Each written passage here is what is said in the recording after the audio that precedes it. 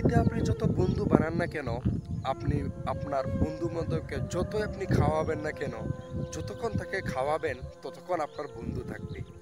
আর যখন আপনি তাকে খাওয়ানি বন্ধ করে দিবেন, তাকে টাকা পয়সা দেওয়া বন্ধ করে দিবেন, সেই বন্ধু আপনার শেষ হয়ে যাবে। বর্তমান আমাদের সমাজে এরকম কিছু মানুষ আছে যারা আপনাকে দেখাবে যে আপনাকে অনেক ভালোবাসে, আপনাকে অনেক মোহাব্বত করে, আর আপনার সাথে অনেক সুন্দর ভালো ব্যবহার করবে। আর তাদের অন্তরটা এরকম কালো হয়ে থাকে যে তারা আপনাকে অল্প সুযোগ পেলেই আপনাকে এরকম বড় করে আঘাত দিবে, যে আঘাত পরে আপনি সহ্য করা আপনার জন্য অনেক মুশকিল হয়ে যাবে।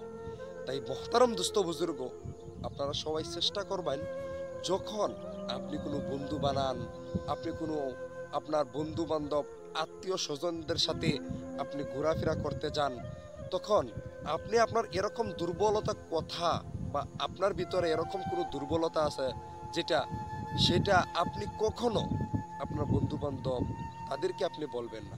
কারণ এই পৃথিবীর মধ্যে বন্ধু বলতে কেউ নেই, এই পৃথিবীতে আপন বলতে কেউ নেই। যদি আপনাকে আপনার মনের দুঃখের কথা বলতেই হয়, তাহলে আমি আজকে আপনাকে একজনের কথা বলবো, তার সাথেই বলবেন। কারণ সে সর্বদাই আপনার সাথে থাকবে যদি আপনি তার সাথেই আপনার মনের কথা, আপনার মনের দুঃখ আপনি শেয়ার করতে পারেন। কার সাথে? আল্লাহর সাথে আপনি শেয়ার করবেন। আপনার মনের মধ্যে কোনো দুঃখ এসে গিয়েছে, আপনি দুনিয়ার মধ্যে মনে এরকম লাগতেছে যে থাকবেনই না, মানে দুনিয়ার মধ্যে আপনি বেঁচে থাকা মুশকিল হয়ে গিয়েছে, তখন আপনি কি করবেন? তখন আপনি 2 রাকাত নামাজ পড়বেন। আর 2 রাকাত নামাজ, নফল নামাজ পড়ে, সালাতুল হাজতের নামাজ পড়ে আমার মাওলার কাছে দোয়া করবেন। কারণ দিন শেষে আমার মাওলা এটাই বলে, ইন্নাল্লাহা মাআস সাবিরিন। হে মুমিন, আমি তো আমি তো বেশক, আমি তো সুবুর করনেওয়ালার সাথে আছি, যে নাকি সুবুর করবে, ধৈর্য সহকারে আমার কাছে চাইবে, তার সাথে আমি আছি। যে আমার মাওলা যেখানে ইন্নাল্লাহা মাআস সাবিরিন বলেই দিয়েছে, তো আপনি মানুষের সামনে কেন হাত পাতবেন? আপনি মানুষকে কেন মনের দুঃখ কথা বলবেন?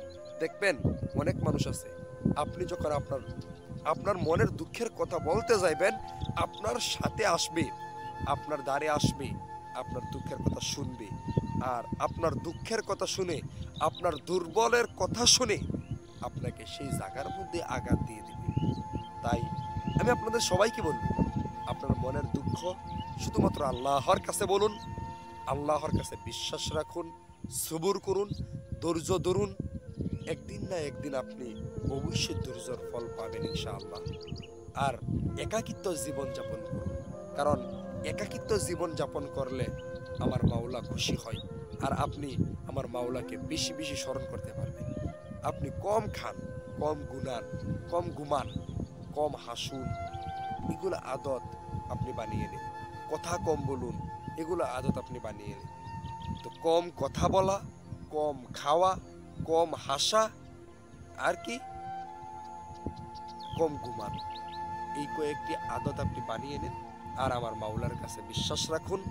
আর কত বন্ধু বান্ধব বানানোর কোনো দরকার নেই।